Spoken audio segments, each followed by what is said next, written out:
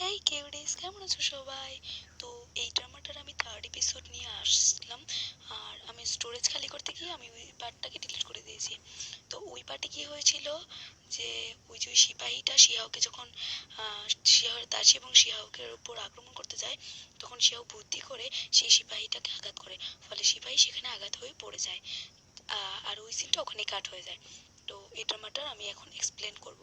এই ড্রামাটা বেশি রোমান্টিক না। এই এপিসোডটা শুধু রিভেঞ্জ অ্যান্ড মাদার কুইং এর মন জয় করা এইসব বিষয় নিয়ে। তো চলো আর বেশি বকবক না করে ড্রামা এক্সপ্লেন করা যাক। ড্রামার শুরুতে আমরা কুইং মাদারকে দেখতে পারি, যার নাকি আজকে বার্থডে ছিল। তো শিহাও তার জন্য একটা ক্রিম নিয়ে এসেছে, কিন্তু সেখানে সেই উপপত্নীটি বসে বলে যে এই ক্রিমের মধ্যে বিষ রয়েছে। তো কুইং মাদার সেটা বিশ্বাস করে নেয় এবং শিহাওকে বন্দি করতে যায়। কিন্তু শিহাওর দাসী বলে, না, আমি নিজ চোখে দেখেছি ম্যাডামকে এই ক্রিমটা বানাতে, এর মধ্যে কোনো বিষ জাতীয় প্রোডাক্টস আমি লাগাতে দেখিনি। এখন সেই উপপত্নী দাসীটিও বসে পড়ে এবং বলে, কুইং মাদার, আমি নিজ চোখে দেখেছি তাকে এই কৌটোর ক্রিমের মধ্যে বিষ মাখাতে। তখন ক্রিমটা বানাচ্ছিল এবং খারাপ খারাপ কথা বলছিল। কিন্তু তখনই শিহাও বলে যে এই ক্রিমটা বলছো তোমরা, আমার ক্রিমের সাথে তোমরা এটাকে বদলে দিয়েছিলে না, কিন্তু আমি সেটা বুদ্ধি করে সরিয়ে দিয়েছি। তখনই সেই উপপত্নী তার দাসীর উপর দোষ চাপিয়ে দেয়। তখন সেই দাসীটি বলতে থাকে, না, এই আপনার এই উপপত্নী আমাকে জোর করে এসব বলেছে এবং আমাকে টাকা খাইয়েওছে। এতেই প্রমাণ হয়ে যায় যে শিহাও এখানে নির্দোষ। এবং সেই উপপত্নী এবং সেই দাসীটিকে নিয়ে যাওয়া হয় কারাগারে। দাসীটিকে কারাগারে নিয়ে যাওয়া হয়। তখনই সেখানে আমরা দেখতে পারি শিহাও অজ্ঞান হয়ে যায়। তখন একজন ডাক্তার এসে চেক করেন এবং বলেন, সুখবর আছে, রাজা বাবা হতে চলেছে আর আপনি নাতনির মুখ দেখবেন। এটা শুনে তো সবাই খুব খুশি হয়ে যায় এবং আমরা দেখতে পারি সেই বড় কুইন, মানে অর্থাৎ রাজার প্রধান উপপত্নী, সে তো রাগে চলে যাচ্ছিল। তখনই সিংহ বলে যে সে আমার বাচ্চার ক্ষতি করবে। তো রাজমাতা তাকে বসিয়ে বলে, তুমি যদি কোনো খারাপ কাজ করেছো এই বাচ্চাটির সঙ্গে, তাহলে আমি তোমাকে প্রধান উপপত্নীর মর্যাদা জায়গা থেকে নামিয়ে দেব। এরপর সিন কাট হয় এবং আমরা দেখতে পারি কুইন এবং তার সাথে সেই মেয়েটি বসে আছে এবং আমরা দেখতে পারি মহারাজ তাকে একটা রুম উপহার দিয়েছে, যেটা অনেক সাজানো গোছানো ছিল। শিহাও তো এটা পেয়ে খুব খুশি। ঠিক তখনই মহারাজকে একজন খবর দেয় যে আপনার উপপত্নী ফাঁসি দিতে চলেছে। তখনই রাজামশাই সেখানে চলে যায় এবং তার মাথা ঘুরতে থাকে, অর্থাৎ তাকে ড্রাগ দেওয়া হয়েছে। সে সেই উপপত্নীর জায়গায় শিহাওকে দেখতে পাচ্ছিল। অন্যদিকে তো শিহাওয়ের কানে সেই খবরটা পৌঁছে গিয়েছিল। তার দাসীকে সে বলে যে ছাড়ো তো এসব, এগুলোর পিছনে কেউই পড়ে থাকে, আমি মডার্ন যুগের মেয়ে। তখন দাসী বলে যে ম্যাডামের মাথা খারাপ হয়ে গেছে। এবং আমরা দেখতে পারি যে মহারাজের রাজসভায় শিহাও সেখানে আছে এবং তার গুরুত্বপূর্ণ কাজে তাকে বারবার ডিস্টার্ব করছিল, যেটা করে তো শিহাও প্রচন্ড মজা পেয়েছিল। এরপর সিন কাটা এবং আমরা দেখতে পারি শিহাও যখন তার ঘরে বসে খাবার খাচ্ছিল, তখনই সে উপপত্নীতে এসে তাকে ফাঁসানোর চেষ্টা করে যে সে প্রেগনেন্ট, তাকে ফেলে দিয়েছে।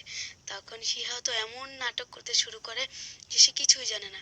তখন সেই ডাক্তার তার চেক করতে আসলে তখন বলে, মিথ্যে নাটক করার জায়গা পাও না, হ্যাঁ, তুমি প্রেগনেন্ট না তবুও তুমি এরকম করছো, তুমি চেক করতে দিচ্ছ না মানে তুমি প্রেগনেন্ট না। এটা শুনে তো সেই উপপত্নীটি তার কাছে ক্ষমা চায়। তখন রাজামশাই বলে, এত বড় সাহস তোমার।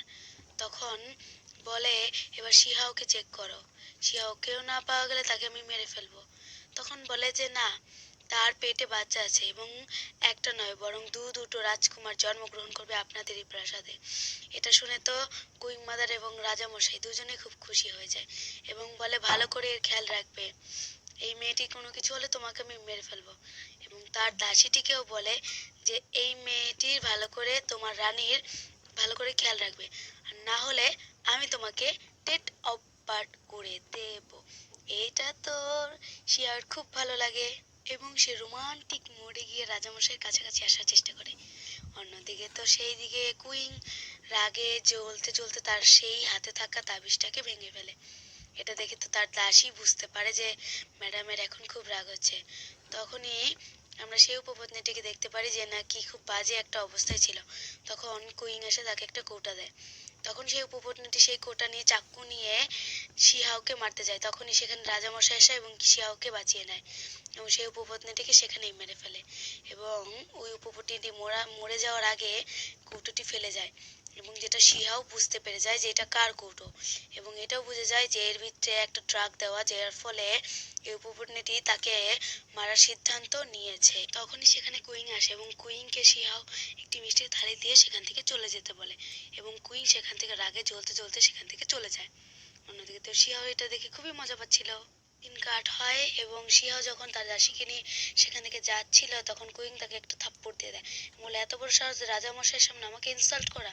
তখন এর প্রতিবাদ তার দাসী করতে আসলে কুইং এর দাসী তাকে একটা থাপ্পড় দিয়ে বসে এবং বলে, কুইং ম্যাডামের সামনে কিভাবে কথা বলতে হয় সেটা তোমার নিয়ম কানুন কেউ শেখায়নি।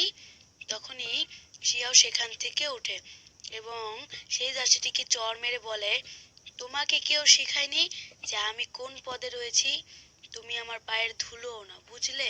এরপর সিন কাটে এবং আমরা দেখতে পারি শিহাও যে নাকি সেই দাসীটিকে টাকা পয়সার লোভ দেখিয়ে মূলত তাকে কিনতে চাইছে এবং বলছে, তোমার কুইং অর্থাৎ তোমার ম্যাডামের কাছ থেকে একটি তুমাল পয়জন তুমাল নিয়ে আসবে। তো সেই দাসীটি টাকার লোভে তার ম্যাডামকে ধোকা দেয় এবং পয়জন মাখিয়ে তার হাতের ছাপ নিয়ে সেই তুয়ালটা নিয়ে আসে এবং সেটা শিহাওকে দিয়ে যাওয়ার আগে বলে, ম্যাডাম আমাকে ক্ষমা করে দেবেন, আমাকে আপনার সাথে এই প্রতারণাটা করতে হচ্ছে, আপনি আমাকে জীবনে সাফল্য দেননি। এই বলে সে সেই তুমালটা নিয়ে সেখান থেকে চলে যায়। অন্যদিকে শিহাও রাজামশাইকে রিল্যাক্সিং ফিল করেছিল। আমার মতে সে যদি এখন সুস্থ থাকতো না, অন্য কিছু করে বসতো। যা তারা যখন রোমান্সের মুডে আসতে যাবে, তখনই তার পেটে ব্যথা হতে শুরু করে।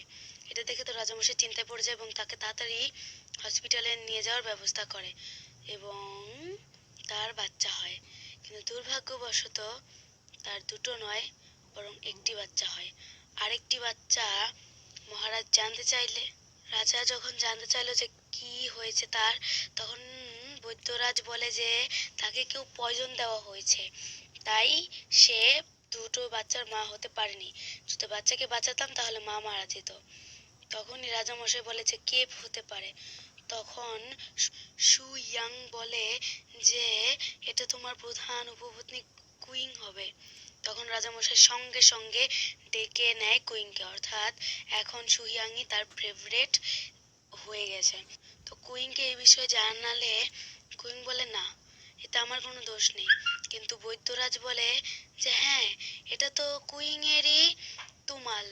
এটা জানার পর তো বৈদ্যরাজকে চেক করতে দেওয়া হয়।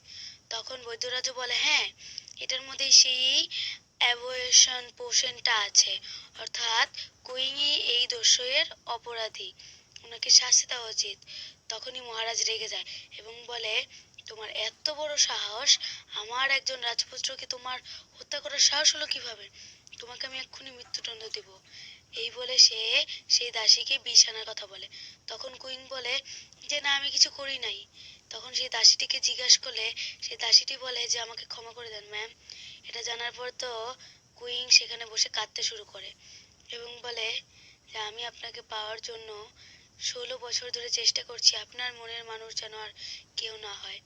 কিন্তু দেখেন, শেষ পর্যন্ত সুইয়াং সেই জায়গাটাকে নিয়ে নিল। আমি জানতাম সে অনেক সুন্দরী। এই বলে কুইং সেখানেই বিষ পান করে এবং দেখতে দেখতে সেই বিষের প্রভাবে সে সেখানে মৃত্যুবরণ করে এবং এই লাভ স্টোরিটা এখানেই এন্ড হয়। তো ভালো লাগলে প্লিজ একটা লাইক করে যাবেন, একটা সাবস্ক্রাইব করে যাবেন।